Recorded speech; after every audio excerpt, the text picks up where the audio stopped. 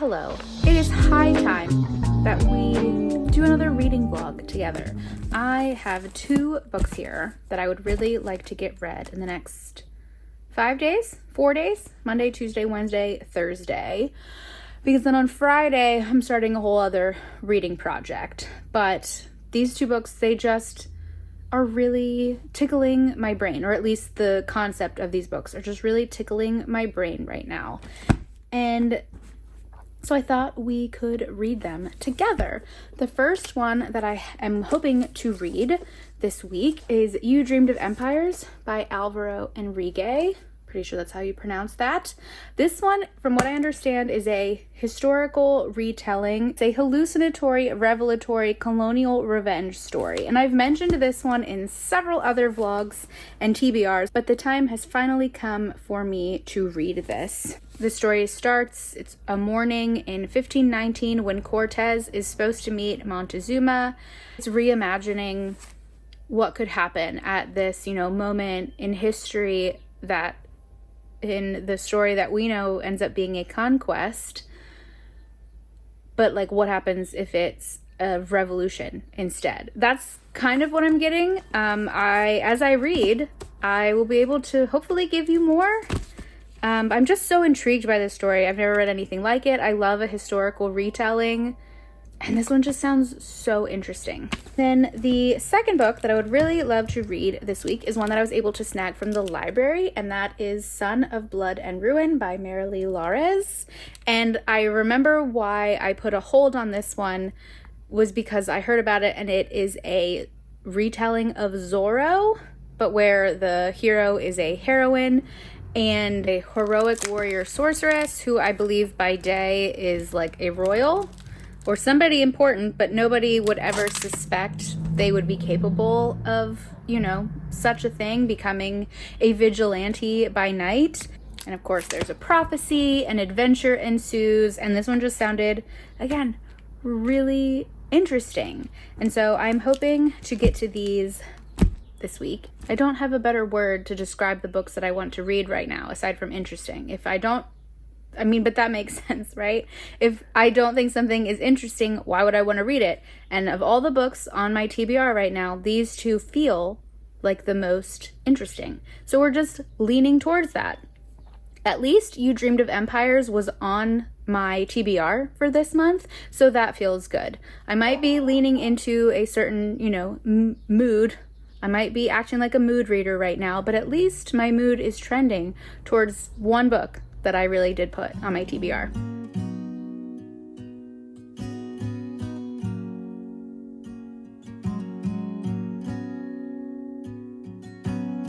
So I have to admit that in reflecting, I think that my introduction to this reading vlog was comically hasty yesterday, in that while I was trying to introduce the 2 books that I'm hoping to read over the next couple of days, I failed to realize until after the fact that they're both set in basically the same place, kind of around the same time. The subject matter, while not exactly the same, deals with the same part.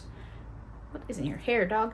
Deals with some very close together parts of history, which I find very amusing. It's wow, if my brain is ready for something, it is just ready for something. So You Dreamed of Empires, it says, is set in 1519, and it's set at the moment where Cortez meets Emperor Montezuma, and things don't go very well for the native people after Cortez makes his way to, this side of the world. Son of Blood and Ruin is set in an alternate universe 2 decades after the Spanish conquest. So, I'm going for a real theme here, which, kudos to me. I really didn't know that going into this. But I'm about 100 pages into Son of Blood and Ruin, which I also just realized I'm more or less going to be reading these backwards, but that's okay. In terms of history, timeline, but that doesn't really matter. But I'm about 100 pages in, and I was explaining what this book is about to my husband this morning, and As I mentioned, it is supposed to be kind of a reimagining of Zorro. And that's exactly how this book opens up. Like, I could, in my mind, see the opening of this book like as an opening for an episode of Zorro, where the vigilante is dropping in, they're trying to save someone, but the guards come and they have to escape. They don't get caught. Then later they engage with the local military, who's kind of charged with keeping the peace, but they escape. Obviously they're masked, they have a fancy sword.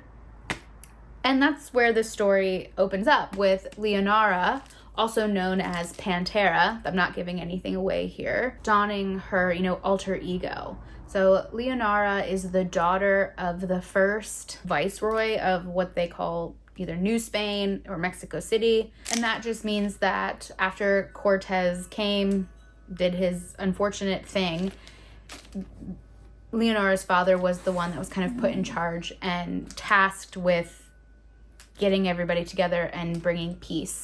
Unfortunately, he is taken by the plague, the pox that the European settlers so kindly bring with them. And so Leonara's stepmother and brother are about now basically in charge. Her brother is rather young, so her stepmother is tasked with being, what do they call it? Regent.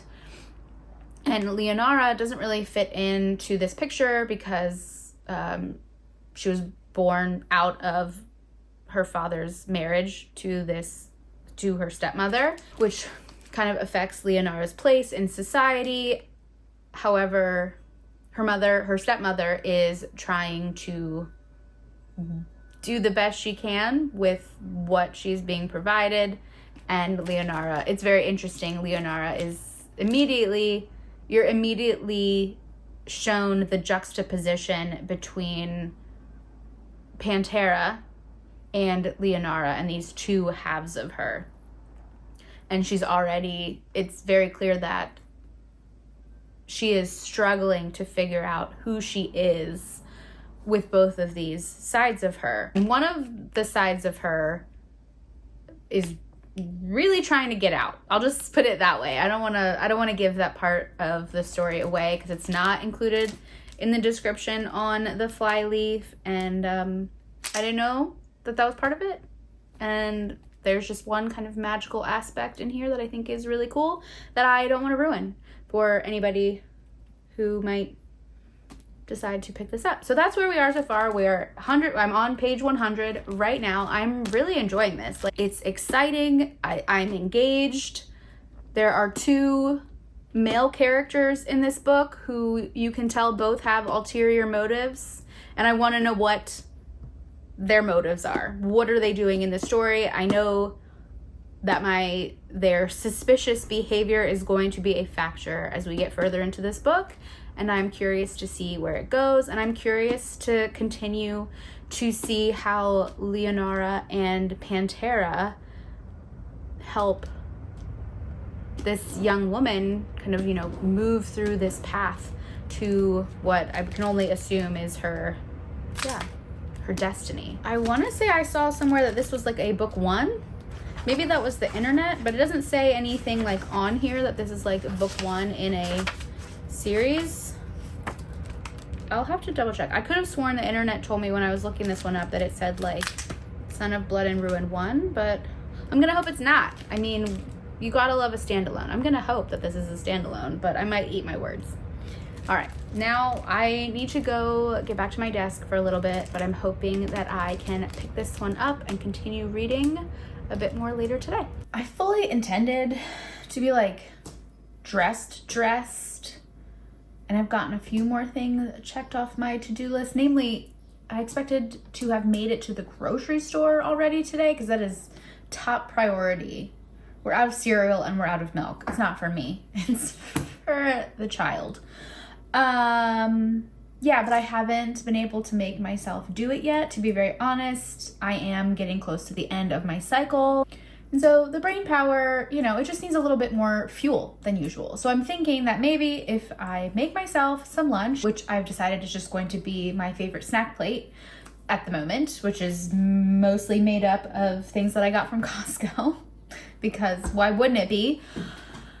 I'm hoping that maybe if I sit down and I eat and I read a little bit more of my book, that will refuel me enough to walk up the street and go to the store. Because if I can, I'd rather walk, because strenuous exercise just doesn't sound like what I want to do right now, but we need to keep it moving. So I'm just trying to walk as often as I can. I did a nice little stint on my desk treadmill this morning, making sure I'm counting the walks to and from school, trying to stand a lot. And yeah, maybe I will add a little walk to the grocery store for a few essentials after lunch, and then I can cross that off the to-do list. And yeah, that would be good. As far as a reading update, I am now on page, I'm on page 208. I've reached chapter 26. So I think we're, at least just visually, I think I'm a little bit more than halfway through. Something emotional just happened not too long ago. So I'm still kind of reeling from that a little bit for the main character. My heart is broken for the main character, Leonora / Pantera. But, you know, in this sort of instance, a lot of times it's these emotional moments that really drive the hero or heroine story forward. So, yeah, I think things are about to heat up. They're about to get more interesting. I was correct about my suspicions of the men in this book. Not all has been revealed about the two kind of main male figures in Leonora's orbit right now, but one of them, I think most of the facts about him have been revealed, and I was correct in being suspicious. And now you've learned a few more things, or what you think are a few more things about the other dude, whose name is escaping me right now. Doesn't matter. You just need to read the book if what I'm saying is intriguing you. That's basically what I'm getting at. I'm not even done yet, and I would recommend this. I am enjoying it a lot, so I'm excited to read some more. With any luck, I hope to get a good chunk more done today, either between, this afternoon and this evening, because I really do want to get to the other book on my TBR for this week, because I have a whole nother TBR that's going to come into priority position starting on Friday, and today is Wednesday. So we'll see what happens. Either I'm gonna finish this before that TBR becomes my priority, or this is just going to extend a larger span of time, and this vlog will end when I finish both of the books. It will be to be determined. I will let you know. But right now, in the immediate future, let's make my little snack plate.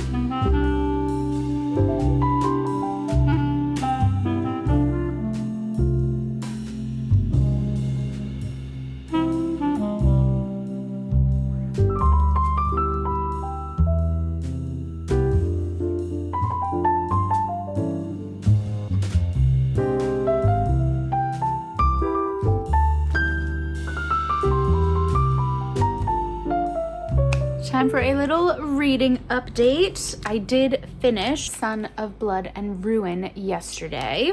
Initial impressions, I did really enjoy this, at least in terms of my reading experience. This was something new and unique, and I understand why it has this little line at the top about being an international bestseller. The story itself was very engaging.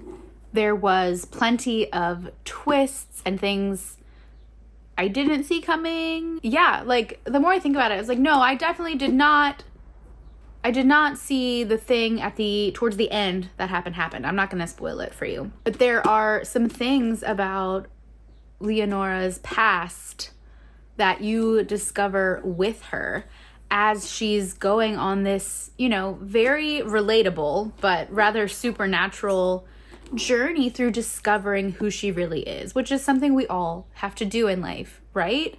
We hope we get the chance to do that. And that is really what she is having to do throughout this epic tale. And like I said before, I know somewhere on the internet, maybe it was at the library, it said this is like book 1, and the epilogue of this story has me thinking that there's more adventures to come.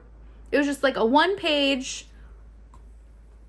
very interesting scene where you're like, okay, well, what's that leading to? So if and when this author puts out a second book that has to do with Leonora and the characters, the other humans she has now kind of aligned herself with, I will be very interested to know what happens next. If the idea of a book where Zorro is a woman and magic exists, I would pick this up. It's worth a read. I will say I found myself thinking, I would have been okay if this book was longer. There were parts of the book where I wish there was more description about some of the locales, about some of the supernatural characters. I could have used some more just help visualizing what was being written about. That was really the only downside. The only thing that of course, my dog has decided that now is the perfect time to chew on a chew toy. So the noise is there. What are we going to do? But I that is something that I would have been okay if this book was a little bit longer, because there were definitely just pieces of the story, scenes in the story that I wish there had been more about. I was left just wanting more, which I feel like I've now said twice in recent vlogs about books, and it's not necessarily a downside. I don't think that's a bad thing. I don't think it detracted from me getting through the book. I don't think it hurt that. I think I would have just enjoyed that more. So overall, I'd probably give this a 3.75, 4 stars. Would recommend. Not my favorite book I've ever read, but something I definitely enjoyed reading and would consider picking up future works by this author, especially if they're going to explain to me what happened in the epilogue. That would be great, because it left me curious. And since I did finish that, I did pick up You Dreamed of Empires yesterday evening, and so far I've made it to page 28, and so far I'm very intrigued. So this is a translated work. I think I forgot to mention that before. Alvaro Enrique is the author, but it was translated by Natasha Wimmer. And in the beginning, there is this, I really appreciate that there's the letter that Alvaro wrote to Natasha, just about kind of his thought process, and to help us, the English language readers, just kind of understand where he was coming from, where the translation is coming from. So where I was saying Son of Blood and Ruin was kind of lacking in description and language that really helps deliver imagery to the brain, this one is not lacking that so far. And I'm only on page 28. And so far, I'm really enjoying the writing. And it just has me thinking, I am enjoying the writing, and it's translated. So obviously the translator has clearly done a wonderful job. If you get to read this in its original language, there goes my light. I'm really bad at that. So that just means wrap it up and go eat your lunch, Sarah. But if I can only imagine that if already I'm like, wow, this is so well written. Like, I'm really just enjoying the language in this book. Like, how cool it must be to get to read it in the original language, untranslated. You know? Like, good lucky you. So yeah, so far I've chuckled a few times. I've been shocked already. I'm very intrigued to see where this is going. Like, this is not a very long book. I feel like as I get more into this, it's going to be a struggle to put it down. And I also think it's something that will be reread already, just because I can tell there are going to be some layers to this. It's Thursday at this point. We're having a good reading week so far. I'd like to think we're gonna maintain this positive reading flow that we've got going. But right now it's time for me to go get my little dumplings out of the air fryer, sit down, munch on those, and hopefully get a few more pages of this read before I need to get back to my desk and continue the very tedious data entry and reconciliation task that is my Everest this week. Time to come clean. It has been a few days since I last updated this reading blog. I kind of waffled a little bit about what I was going to do with it because you can come here. Come on. Last I updated you, I was really enjoying and making some progress in You Dreamed of Empires. However, that was Thursday, and then on Friday the trans rights readathon started, and I decided that I needed to shift gears. And then it turns out that the book that I picked up and started as part of the readathon also fit really nicely into this kind of Mesoamerican historical fantasy theme I've got going on, in that I picked up The Sunbearer Trials by Aidan Thomas. That was not anticipated. And are all three, quite the same thing? No, but they all do have elements of, geographic location. These two rely a lot on myth-inspired pieces. And so, yeah, this is my reading vlog, so I just figured I would include this and share. Because like I said, I was waffling, I didn't film any reading updates for this one throughout the book, but I did finish it yesterday. And I remember wanting to pick this book up when it first came out. It just sounded entertaining. I remember at the time, and it still is, but it was touted as kind of a cross between the Hunger Games and the Percy Jackson series, but Mexican-inspired mythology. I love history, and I love mythological retellings. One of my favorite classes in school I took in the 8th grade, and it was ancient world history. As I was kind of thinking about this and how like that just this and I'm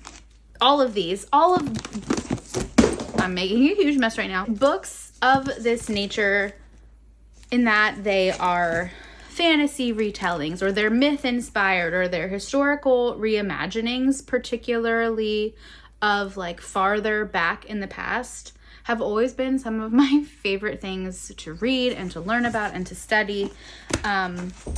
And that class, even though the teacher was a little intense for, an 8th grade class, I still remember how excited I was to learn in that class. But in hindsight, it was still really whitewashed. I'm not gonna lie. And you know what? That's okay, because it still opened up my eyes, to stuff that we didn't really talk about. We did learn about the ancient Egyptians, so I'll give the woman that credit. I mean, I don't think the teacher, picked the curriculum. I think it was designed. Anyway, I digress. But that class really helped cultivate this love of just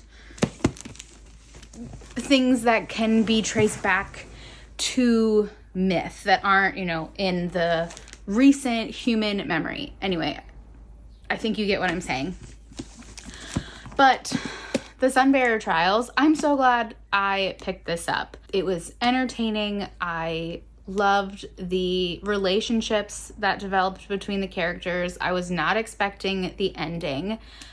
And it was just fun. You know, I am absolutely outside of the age range that this is meant for, but this just goes to show you, like, that also doesn't really matter, because when you're in the mood for something like a trials-based coming of age, coming into your own personal power, accepting who you are story, then you're just ready for that. And I can say the Sunbearer Trials very much checked all of those boxes. If you're not familiar, the Sunbearer Trials centers on a character named Tio. Tio is a trans young man, and in their culture, you know, it's just so beautiful when you get stories like this. Your sexuality, your gender, no matter what you choose that it is something that is celebrated. He's a few years out from his transition. Tio is a semi-diosa, so a semi-deity, in that his mother is a goddess and his father was mortal. And I guess amongst the gods and goddesses and semi-diosas, they do like gender confirmation ceremonies and make it very special and make a big deal out of it, which I love a universe that does that. It's just beautiful. And so the Sunbearer Trials are this event that happens every 10 years where kind of like the best of the semi-diosas all have to compete, hence the trials, in this competition. The contestants are all, you know, teenagers, young adults, and they're usually from the gold group of semi-diosas. So kind of the myth is that there were three groups of gods. There were the golds, the jades, and the obsidians. And the obsidians were bad news, so they got kind of trapped away by Sol, sun god, who now resides like in the sky.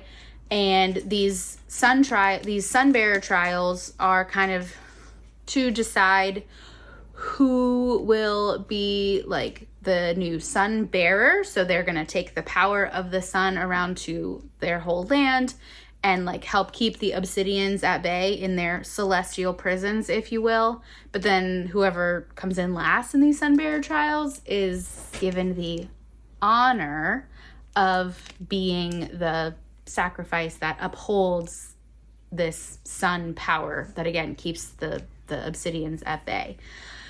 And Tio is not expecting to be selected because most of the time it's just gold semi-diosas that get picked. And Tio is a jade. His mother is Quetzal. She's the goddess of birds. Really love that Tio is able to speak to birds, and there's some interactions in the story that just brought me a lot of joy. So Tio is not expecting to get chosen, but this book wouldn't exist if he didn't. And so this is really about, you know, their journey through this arduous 10-day trial. And, you know, I could go into more, but I don't want to spoil it for you if you haven't read this book and you know, are looking for something to, you know, check all of those boxes that I answered before, particularly if you just want like a good young adult contest story. Please pick this up if you haven't read it yet. It is part of I believe it says it's a duology, and there is a to be continued at the end. And I will absolutely be figuring out a way to read the next installment when it comes out. And just realized now that I'm done with Son of Blood and Ruin and the Sunbearer Trials, I can go ahead and return these to the library because there are two books that I have on hold that I'm pretty sure the hold expires on them tomorrow. And I really would like to try and read them, include them in a future week's like TBR pretty soon. They're both from my list of spring books that have caught my eye. And yeah, so I'm going to go take these back and I'm going to go snag those. And then I'm going to come home and make some lunch.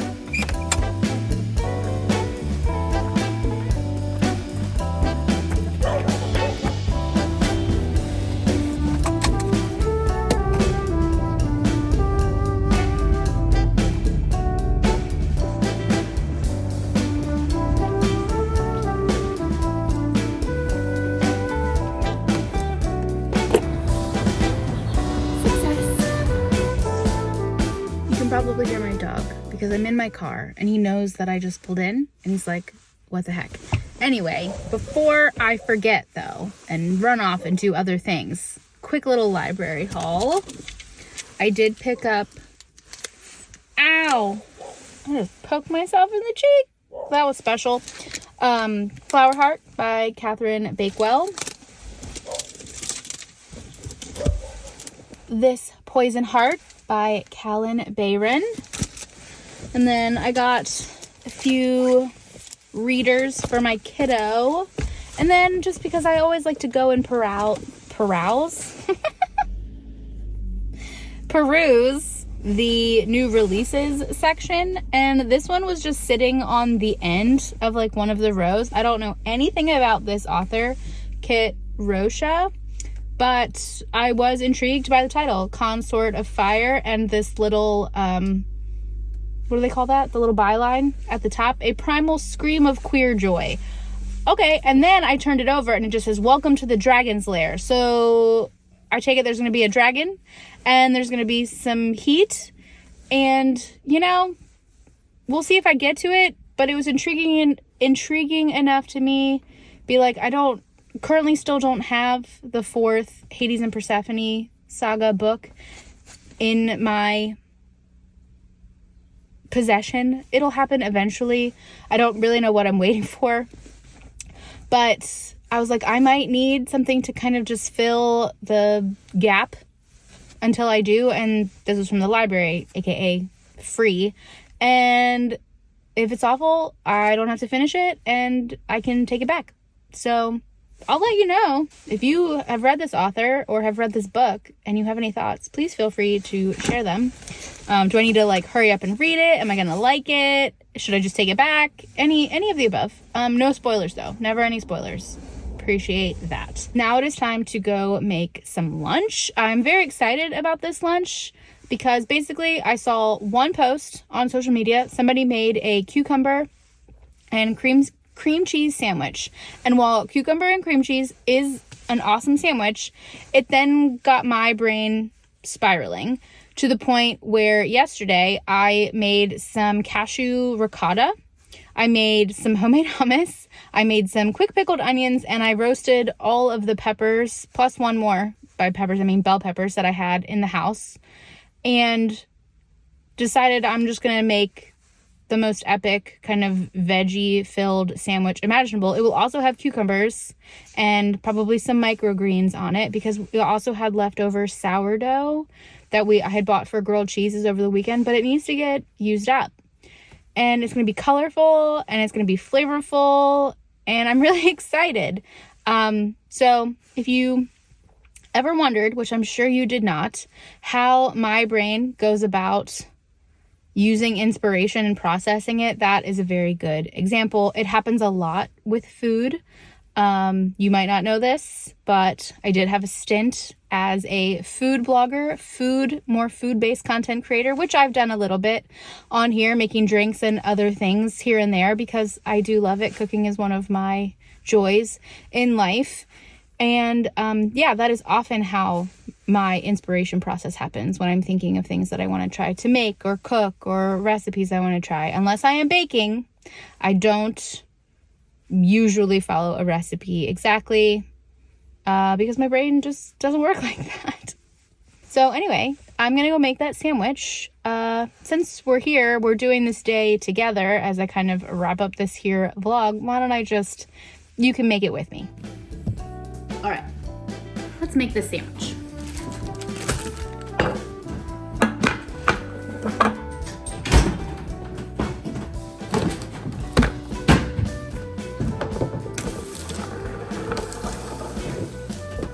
All right, first thing, I think I'm gonna toast my bread. I think that just sounds better than floppy bread. A very light toasting. And then the only other thing I really need to do is slice up a little bit of this cucumber.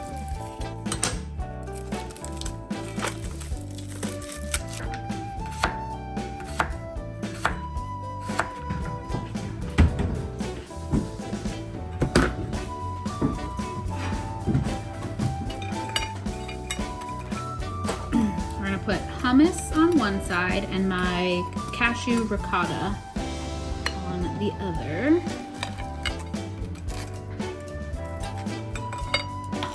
And now we're gonna stack stuff.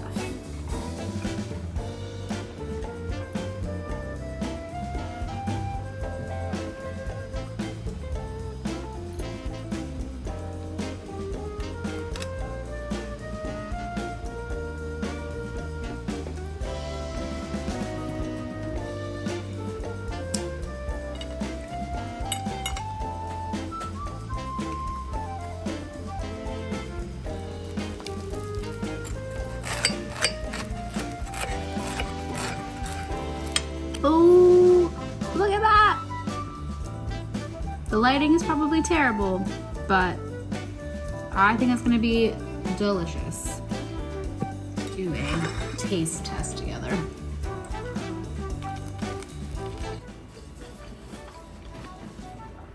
Yeah. I give that a solid 2 thumbs up. I'm so pleased with myself. Thank you, Past Sarah, for making all of these ingredients. I'm gonna add some chips to this plate, get myself a little drink. We're gonna have some lunch, and then I have to get back to work. My computer is calling, but at least this will refuel my brain. I've filled my cup a little bit. I made it to the library today. I'm making a delicious lunch. Means we're gonna be able to get some work done before it's time to go do the school pickup, hit the playground, and get on with the rest of our Monday.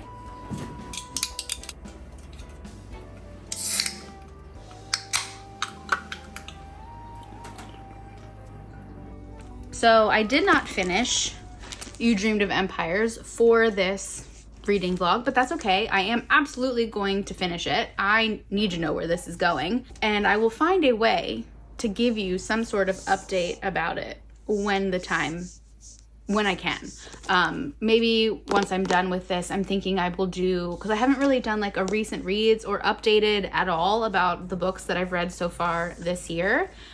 And so I'm thinking I'm gonna do like a tier ranking video. I struggle to rank books like legitimately by stars. It's more like, oh my gosh, this is one of the best things I've ever read. This was fun, would recommend.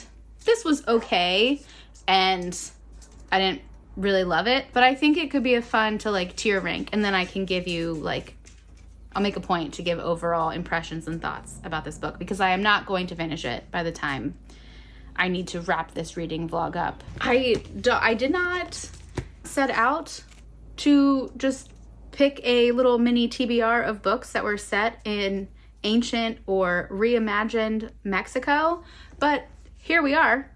And I would say if you know, in the mood, any of these or all of them would make an excellent little mini TBR. I found that reading this one first and kind of having to think through a lot of the pronunciations and character names and all of that stuff has been helping me to also get through the pronunciations and words I'm unfamiliar with in You Dreamed of Empires.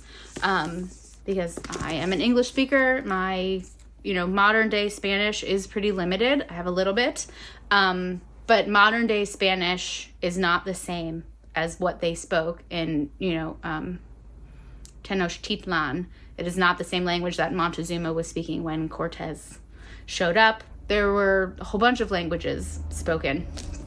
And from what I understand, just calling everybody, the Aztecs and calling it, Aztec civilization is a gross oversimplification and is not really accurate. So I don't even want to say that.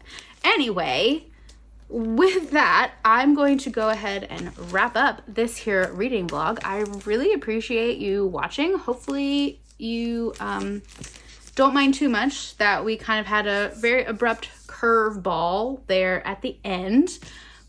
But, we're going to make do with what content we've captured, and it's going to be fun. I had a good time reading these, and I am really looking forward to picking this one back up after this week. And if you are watching this on Tuesday, March 26th. Then the Trans Rights Readathon is actively still going on. It lasts until Friday, and it is a chance to read and uplift books that are either written by trans or non-binary or two-spirit authors, or books that feature characters that are trans, non-binary, two-spirit, gender fluid, all of those things. And I think it's a really wonderful thing. This is the second year that it's happened. You can find all of the information on the official Trans Rights Readathon social media account. If you search that on TikTok or Instagram, you're gonna find what you're looking for. I did make a video with the books that I was trying to read, including the Sunbearer Trials. I will link that down below. And yeah, I hope you guys are currently reading something really good. If you are, please tell me below. I would love to know what you're loving reading lately. Remember that I'm always rooting for you, and I'll see you with another video real soon.